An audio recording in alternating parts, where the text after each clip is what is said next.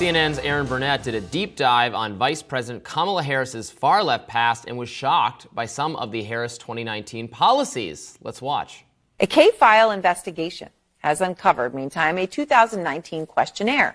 And in this questionnaire, Harris laid out some much more liberal stances, among them on immigration.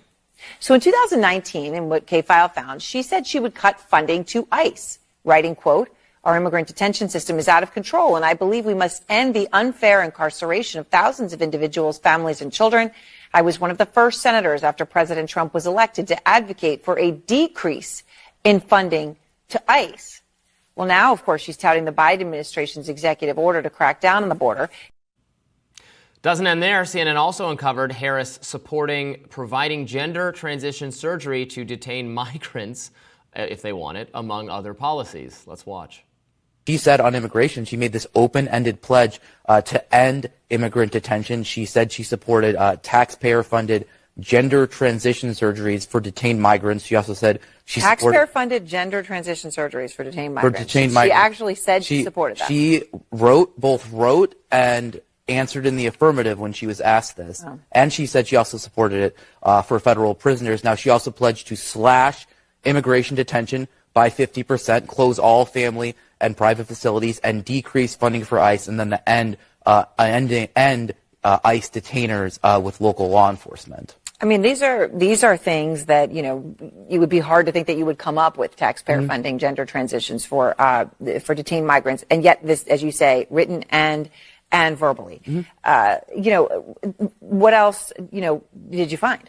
Well, let's take a look at her answer here on drugs. She got asked about, the question from the ACLU was, since drug use is better addressed as a public health issue through treatment and other programming, will you support the decriminalization at the federal level of all drug possession for personal use? And Harris answers yes. Now, the Harris campaign responded to CNN, writing, quote, "The vice president's position has been shaped by 3 years of effective governance.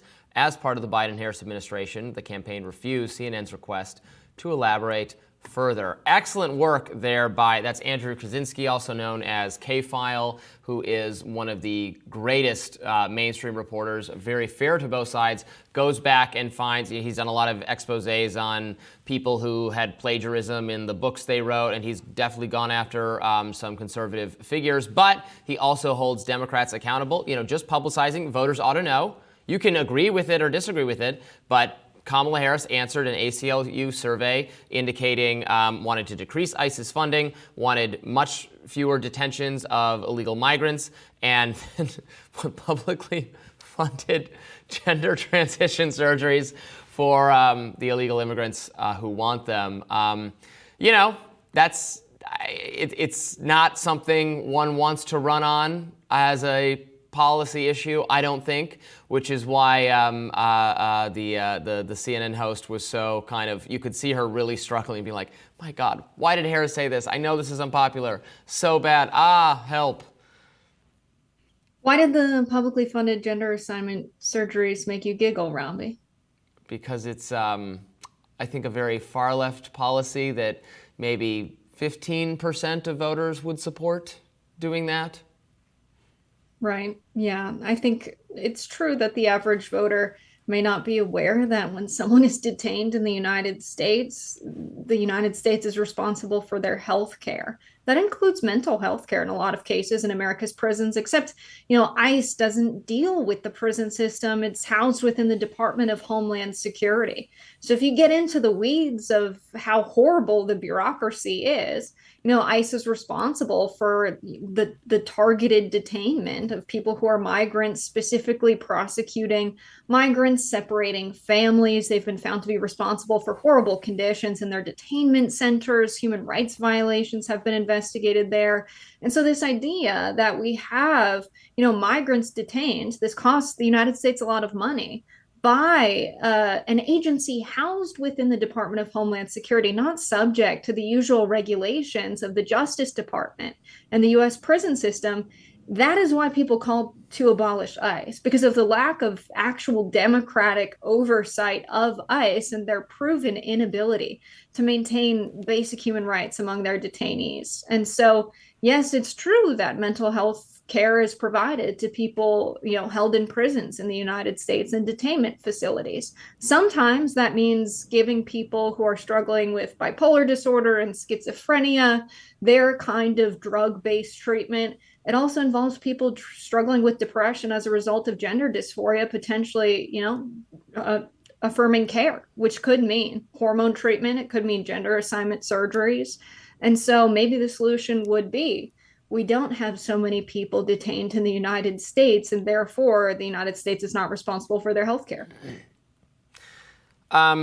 Sure. Look, I don't want to waste a lot of public resources unnecessarily jailing or detaining a huge number of illegal people, because that is wasting resources. Like, I want to sort out the immigration process so this doesn't happen, so that we can have people come into the country legally and then work and have all the benefits of being here and not being under threat of detainment for any reason. People should just be able to come here and be vetted and make sure you have no criminal or terrorist associations, and then you can come in and contribute to America, and that's fine. That way we wouldn't have people streaming in illegally, ending up in places where they have to be detained. Detained if they commit crimes, certainly, then they should be detained just like anyone else.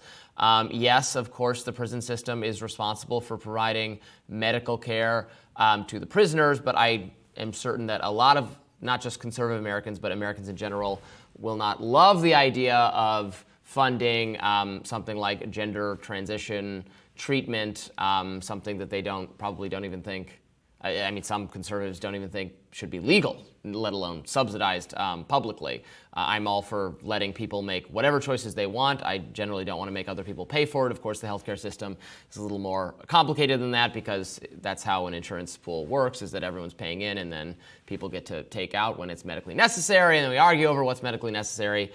And on and on and on. But turning back to this clip and the good work there that CNN did, I think it always goes to show you, why as for the conservative criticism of mainstream media, which is very well deserved, and I also bash mainstream media all the time, but here's CNN finding what is some really interesting dirt on Kamala. And, what are reporters at conservative media outlets doing? When this stuff is available, do the work. You can dig this up. And it's still being left to, again, people who do a really good and fair job to both sides, like K-File.